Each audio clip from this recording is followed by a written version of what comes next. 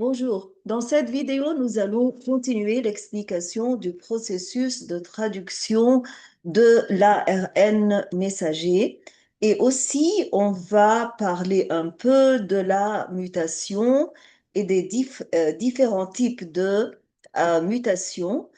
Mais avant de commencer l'explication, je vous rappelle de vous abonner à la chaîne et de partager cette vidéo si vous la trouvez utile et de cliquer sur like si vous l'aimez. On va commencer maintenant. On va commencer par l'explication du rôle d'une enzyme très importante qui s'appelle peptidyltransférase. On en a parlé pendant la vidéo précédente, mais maintenant, dans cette vidéo, nous allons donner plus de détails. La peptidyltransférase n'est pas une enzyme simple, une enzyme ordinaire. C'est une enzyme qui appartient à un groupe d'enzymes qui s'appelle les ribozymes. Et les ribozymes sont des molécules compliquées qui sont formées de molécules d'ARN ribosomique, ARNR, et d'enzymes, de protéines qui ont des fonctions catalytiques comme les enzymes. Et la peptidyltransférase est une ribozyme et une partie intégrale du ribosome. De quelle partie du ribosome? De la grande sous-unité du ribosome. Donc, puisque la peptidyltransférase est un ribozyme, donc elle va catalyser des réactions biochimiques dans le ribosome. Elle va tout d'abord catalyser le transfert de la chaîne polypeptidique qui est portée par le peptidyl ARNT qui se trouve dans la position P vers l'acide aminé porté par l'aminoacide ARNT qui se trouve dans le site A. Donc, qu'est-ce que la partie catalytique de la peptidyltransférase va former? Elle va donc détacher la chaîne polypeptidique de l'ARN de transfert qui se trouve dans le site P et va la transférer à cet ARN de transfert qui se trouve dans le site A, c'est-à-dire qu'elle brise une liaison peptide et forme une nouvelle liaison peptide avec l'autre molécule d'ARN de transfert. Donc, c'est un rôle très important. Très important. Donc, l'activité de la peptidyltransférase va comprendre, numéro un, détacher la chaîne polypeptidique. Comment est-ce qu'on va la détacher? On va la détacher par une réaction chimique. Et cette réaction biochimique, c'est l'hydrolyse, c'est-à-dire briser la liaison en ajoutant une molécule d'eau. Donc, l'hydrolyse de la liaison entre quoi et quoi? Entre la chaîne polypeptidique et son ARNT. Nous savons maintenant que cette ARNT se trouve dans la position P. Et après, on va transférer cette chaîne polypeptidique que l'on a détachée du site P et on va la transférer au site A et on va former une nouvelle liaison peptidique entre l'aminoacide qui se trouve dans le site A et la chaîne polypeptidique qui a été transférée du site P. Donc, la chaîne polypeptidique va continuer de s'allonger. Chaque fois, on augmente la longueur de la chaîne polypeptidique par un seul aminoacide, celui qui était déjà présent dans le site A. Mais au fur et à mesure que cette chaîne s'allonge, il n'y a rien qui se change à l'extrémité 5'. À l'extrémité 5', on a toujours la méthionine. Donc, à l'extrémité, je veux dire 5' de l'ARN messager, on avait le codon AUG qui codait pour méthionine. Donc, méthionine va demeurer toujours à l'extrémité N terminale ou N terminus de la protéine en cours de la synthèse. Quand la chaîne polypeptidique devient, ou quand le nombre d'acides aminés dans la chaîne polypeptidique correspond au nombre de codons sur ARN messager qui doivent être traduits, et quand on arrive à la longueur que l'on veut, euh, et quand on arrive quand on aboutit à la chaîne polypeptidique que l'on veut, avec qu'est-ce que c'est la chaîne polypeptidique que l'on veut? C'est la chaîne polypeptidique qui a été formée selon les instructions du gène sur ADN. Donc, elle a un certain nombre d'acides aminés, un certain ordre de ces acides aminés, une certaine répétition de chaque aminoacide, etc. Donc, c'est une chaîne avec des propriétés très spécifiques. Maintenant, quand on a achevé ce travail-là, on va maintenant terminer le processus de traduction. Donc, à la fin de l'ARN messager, comme on avait à la fin du gène lui-même, de la chaîne transcrite de l'ADN, on avait un code en triplet stop, et maintenant sur ARN messager, on a un codon stop. Ce codon stop ou ce codon de terminaison est ou bien UAA ou UAG ou UGA, comme vous savez.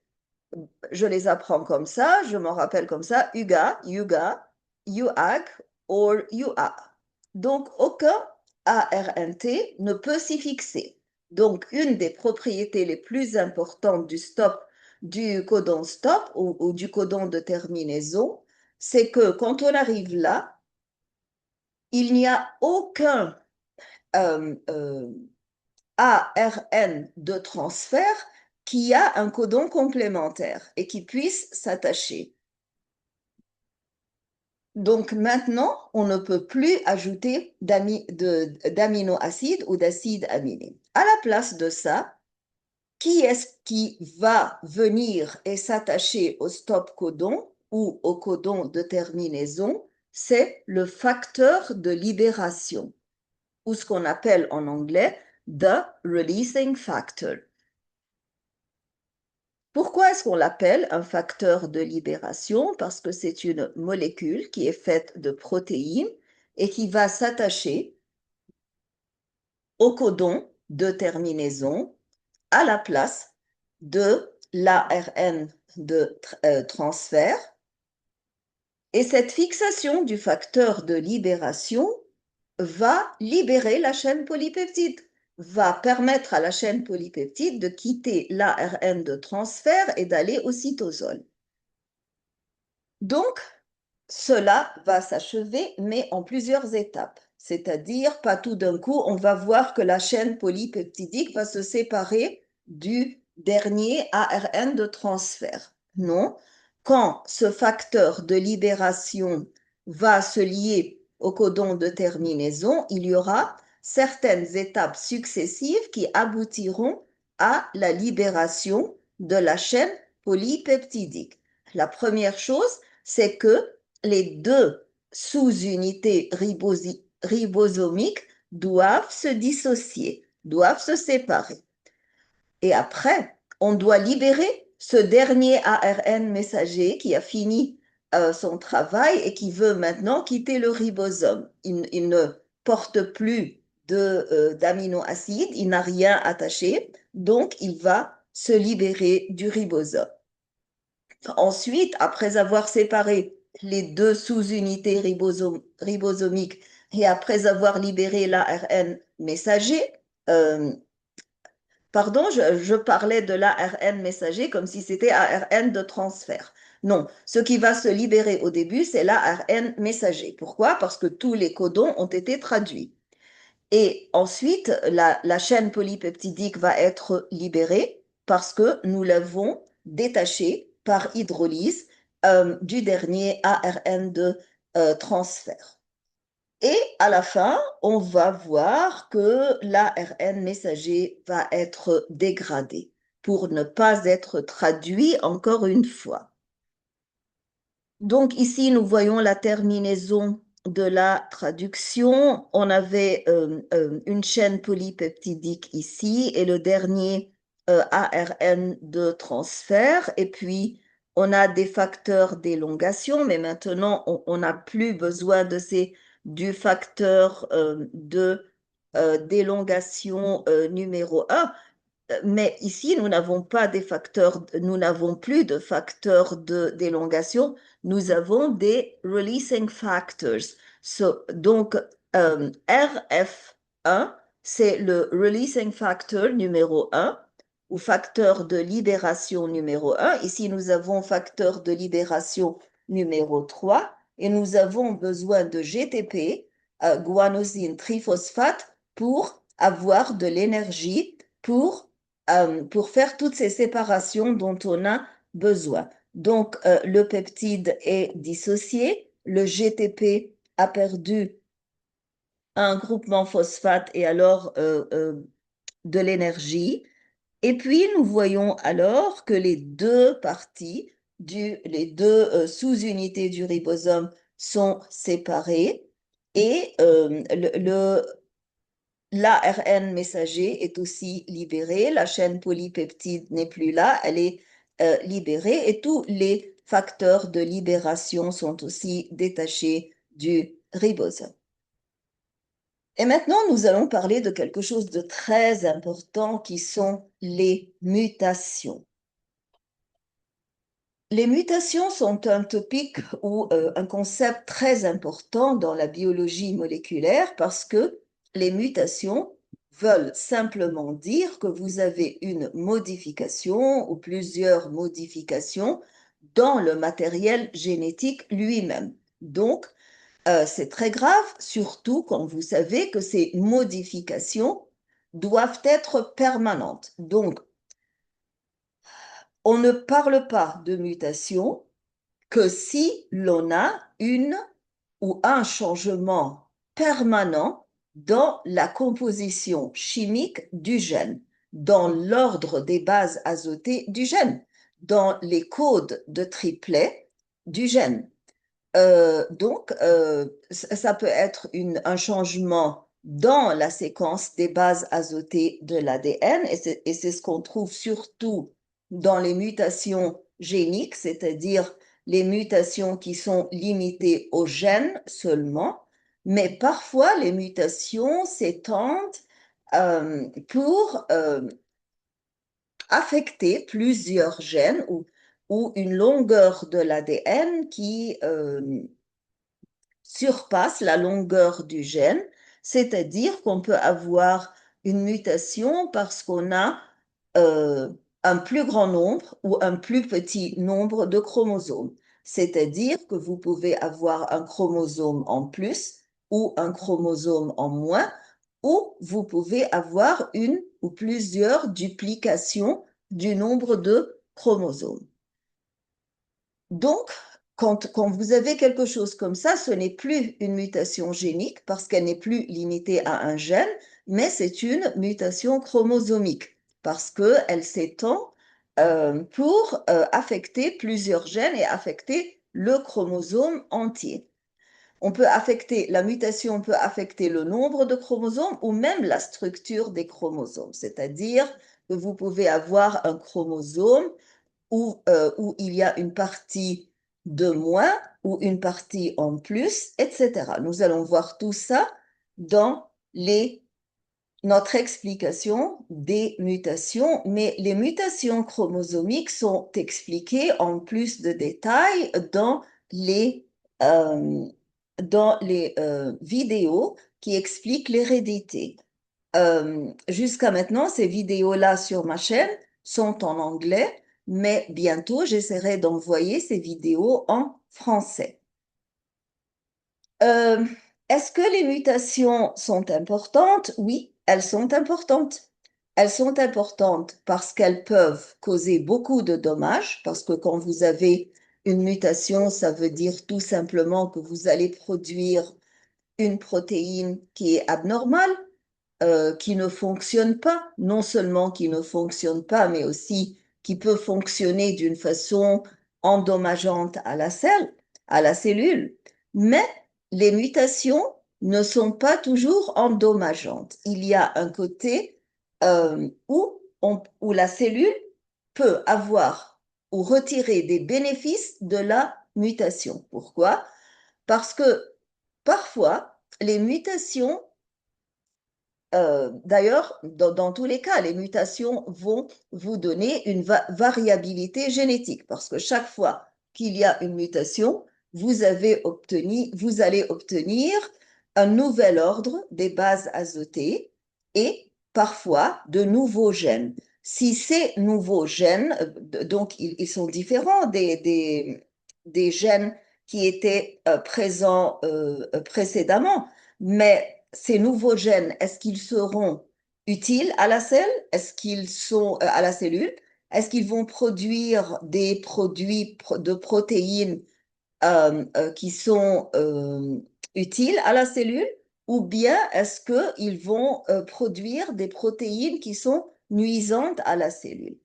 S'il vous donne une variabilité génétique utile, donc cela va aider l'évolution de l'organisme parce que ces gènes-là vont vous donner des propriétés et des caractères, ou vont donner à l'organisme où la mutation s'est passée, vont donner des propriétés nouvelles qui peut-être aiderait cet organisme à être plus adapté aux changements de l'environ et donc ces changements-là vont être favorables et alors ces organismes mutants vont être favorisés par la sélection naturelle. La sélection naturelle, ça veut dire tout simplement que ces organismes mutants qui ont des propriétés favorables et plus adaptées au changement de l'environnement vont pouvoir survivre et vont pouvoir se reproduire, vont pouvoir transférer leurs caractéristiques utiles à leurs enfants et alors vont pouvoir persister et se trouver et augmenter leur nombre. Euh, les mutations sont classifiées de plusieurs façons. La première méthode, c'est de classifier les mutations selon leur origine. Donc, nous avons tout d'abord des mutations spontanées, c'est-à-dire il n'y a pas un facteur identifiable que vous pouvez identifier et déterminer qui a commencé cette mutation ou qui a déclenché cette mutation. Vous ne pouvez pas identifier une raison très claire que vous pouvez assumer quelle est la cause de déclenchement de la mutation. Ces mutations spontanées arrivent chaque jour et parfois elles se répètent comme 500 fois par jour ou 1000 fois par jour et elles proviennent des erreurs de réplication de l'ADN qui n'ont pas été réparées. Donc, euh, au fur et à mesure que l'ADN polymérase essaie de synthétiser de nouvelles chaînes d'ADN, il y a des erreurs. On apporte des bases azotées qui sont incorrectement placées devant d'autres bases qui ne sont pas complémentaires. Donc, il faut y avoir ce que l'on appelle proofreading. Il faut détecter ces bases-là, les enlever par les endonucléases et les exonucléases, et ensuite refaire le travail et apporter la base correcte. C'est ce qu'on appelle la réparation. Mais parfois, il y a des erreurs de réplication qui arrivent assez fréquemment et la cellule ne peut pas réparer toutes ces mutations dans cet intervalle très court. Donc, il n'y a pas de réparation. Ou bien, on fait la réparation, mais la réparation elle-même contient des erreurs. Ou parfois, cela n'arrive pas pendant le processus de réplication. La réplication est correcte et complète et la réparation est correcte et complète, mais par exemple, l'ADN est exposé à des radiations du soleil qui fassent par exemple qu'une base se détache. Donc ça, c'est une modification chimique spontanée. Spontanée parce qu'il n'y a pas un facteur que vous pouvez identifier. On dit que c'est peut-être à cause des radiations solaires, mais on ne sait jamais quelle est la cause exacte qui a déclenché cette mutation. Mais parfois, il y a des mutations induites, c'est-à-dire que l'on provoque ces mutations en utilisant certains agents chimiques ou physiques. Et alors, puisque ces agents-là ou ces facteurs-là causent des mutations, on les appelle les agents mutagènes. L'induction de la mutation peut être provoquée par l'être humain. Donc, elle est d'origine humaine. Parfois, on provoque les mutations volontairement dans les recherches scientifiques euh, pour faire des recherches simplement ou pour améliorer certaines espèces. Alors, il faut avoir essayé ces mutations, avoir étudié ces mutations et avoir constaté que ces mutations résultaient euh, ou aboutissaient à avoir un produit de protéines qui est utile à la cellule. Mais parfois, elles sont induites par l'environnement, comme je viens de dire, c'est-à-dire soit des agents physiques ou des agents chimiques. Des agents physiques comme les rayonnements ionisants, les rayons X, les rayons gamma, ou les rayonnements ultraviolets du soleil, comme je viens de le dire, bah, on ne sait jamais. Alors c'est pour ça que l'on peut le mettre sous le titre de mutation spontanée. Mais si vous savez que cette personne-là a eu des mutations parce que elle a passé une longue période de temps sous le soleil, surtout de 10 heures du matin à 4 heures de l'après-midi, quand les rayons ultraviolets ont une énergie très forte et peuvent ioniser votre ADN. Donc, à ce moment-là, on peut dire que c'est d'origine environnementale. Mais aussi, il y a des substances chimiques mutagènes, certains agents toxiques, des substances chimiques mutagènes, comme par exemple les matières chimiques que l'on ajoute aux aliments préservés, comme les nitrites, les nitroses, qui sont mutagènes et qui causent du cancer. Mais il y a une autre classification qui n'est pas liée à la cause de la mutation, mais au type de cellules concernées, au type de cellules où la mutation s'est passée. Donc, nous avons des mutations germinales qui se passent dans les cellules germinales. Euh, Nous voulons dire par cellules reproductrices ou cellules germinales ou cellules sexuelles, les gamètes ou même les précurseurs des gamètes. Parce que vous savez qu'avant d'obtenir le spermatozoïde ou l'ovule, il y a plusieurs steps qui se passent dans les organes de reproduction pour aboutir à ces gamètes.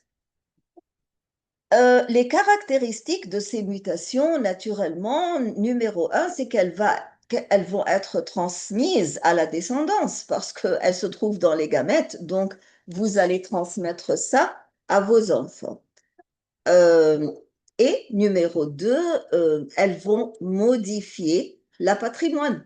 la patrimoine génétique de la population, ou ce qu'on appelle en anglais the genetic pool, le pool génétique. C'est-à-dire que chaque fois que vous avez une mutation, vous êtes en train de changer l'ensemble d'informations dans les gènes d'une population au niveau de la population.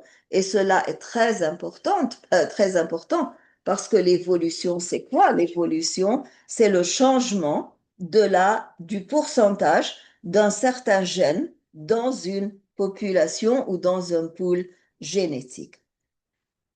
Le troisième caractéristique, c'est que ces mutations-là, si elles sont nuisibles, donc elles vont être responsables de maladies et ces maladies seront héréditaires tout naturellement puisque ces maladies pourront être transmises aux enfants. Et ici, nous avons une définition précise du pool génétique. Le pool génétique, c'est l'ensemble des allèles qui sont présents dans une population.